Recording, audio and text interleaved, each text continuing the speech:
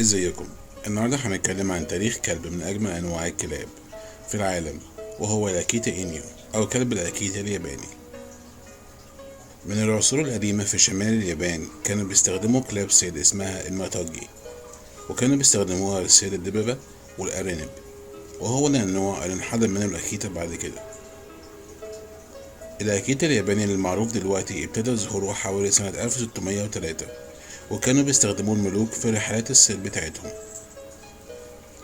الأكيتا الياباني كلب متوسط الحجم، ولونه بيكون فاتح بيتراوح بين درجات البني، ولكن النوع ده كان هينقرض تماما بعد أحداث الحرب العالمية التانية.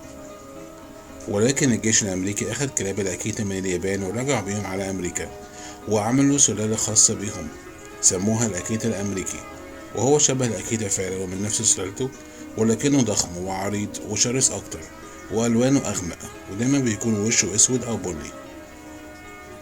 الأكيتا في العموم كلب وفي جدا وكلب حراسة وصيد ممتاز، ولكنه كلب رعاية سيء بسبب غريزة الصيد العالية عنده، وعنده شراسة تجاه الحيوانات التانية.